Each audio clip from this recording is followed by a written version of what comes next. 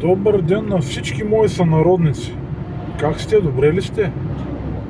Приехме еврото, всички подскачахте. Как ще ходим в чужбина? Как ще плащаме с евро? Как еврото е нещо много велико, много голямо? И какво се получи обаче на практика?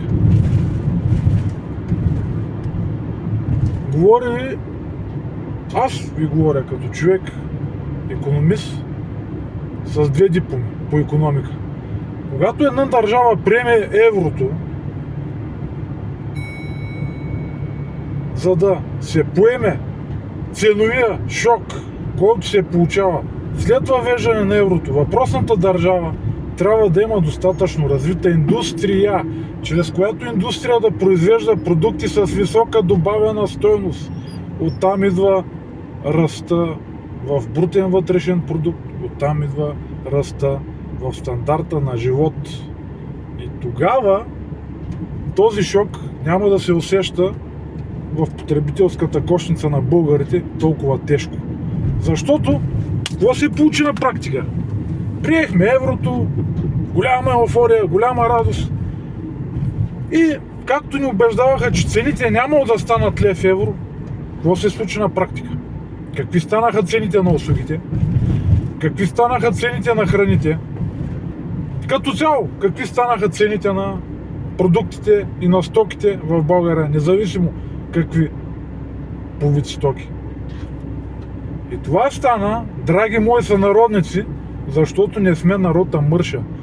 Защото когато ние трябваше да попречим, да направим всичко възможно да бъде прието това проклето евро, ние си седяхме и си трябвахме, включително и аз, и си седяхме на топличко, на уютничко в домовете, на футиолчетата, гледахме си телевизия, прехвърляхме неудобните и гадни новини, защото почваме да се ядосваме, почваме да дигаме кръвно, ядосваме се, решаваме да седим да изпим 2 ръки, че видиш и в държавата много зле и няма управия. Ами как да има управия? Как да има управия?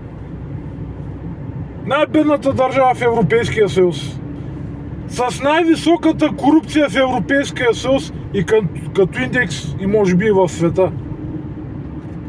Какво правим ние? Ние не ставаме за нищо. От нас нищо не става. Защото не проумяхме най-важното. Не може да живееш на гърба на останалите. Не може да живееш с натрупани пари от измами.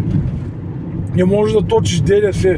Не може да мамиш държавата, защото ти по този начин ощетяваш освен държавата директно, индиректно цялото и население, което се труди честно. Подчертавам честно. Тия ги знаем всичките бизнесмени измислени. Имена няма да споменавам. Всичките ги знаем. Какви бизнесмени са те? Извинете много. Има някои от тях, които са много добри бизнесмени. Факт. Няма спор. Но говоря за всичките измамници. Всичките тия измамници, които пляскаха с ръце, много се радваха, когато вкарахме еврото. Защо се радваха, бе, драги сънародници? Я се замислете. Защото същия далавери, където си ги правиха в български левове, сега ще си ги правят в евро. Че освен далаверите в евро, има и някои европейски фондчета, които са много апетитни и които чрез измами документални и всякакви са докопат и там едни много хубави средства. И те хората го писаха във вестниците и те си го казаха, че тази еуфория за вкарване на еврото има една единствена цел. Еврото да бъде вкарано на всяка цена, за да се докопат милиардите от фонда. Кой ги докопа, драги сънародници, или кой ще ги докопа? Там си нямам на идея какво се случи. Но рано или късно ще се случи, ако не се е случило. Кой ще ги докопа тия пари? Народа ли? Не. Тия пари ще ги докопат, ще си ги разпределят момчетата, които са на власт.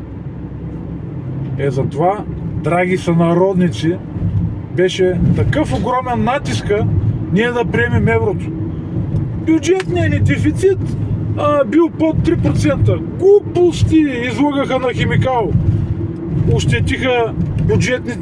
Ощетиха различните ведомства, като им урязаха бюджетите, само и само за да вкарат по изкуствен начин бюджетния дефицит да спадне под 3%. Ощетиха абсолютно почти всички ведомства, които са на държавна издръжка. Какво стана? Приехме еврото и ги слушам папагалите тук по телевизията преди не помня колко време. Не беше много отдавна.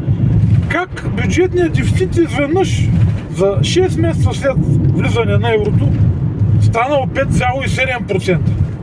Как стават тия неща, бе, драги ми сънародници? Как се случват тия неща? При положение, че ние закъсняхме с приемането на новия бюджет. Изведнъж какво се оказа, че то пари нямало. Трябва да се тегли нов външен дълг. Пари няма. Пари няма за нищо. Пари няма за пенсии, пари няма за социално подпомагане, няма за нищо. Има ли смисъл да говорим повече в каква държава живеем и какво ни причиниха, пак казвам, благодарение на всички нас, на овчето ни търпение, какво ни причиниха политиците? Защото не е виновен Евросъюза. Как има държави, които спорят с директивите на Евросъюза? Как има държави, които отказват да приемат определени закони? Какво да не би тези държави? Някой да ги е превзел, някой да ги е тия въпросните политици, някой да ги е убил, някой да ги е унищожил? Не! Просто политик трябва да бъде човек, който има гръбнак, а не безгръбначни мекотели като нашите псевдополитици. Това е положението.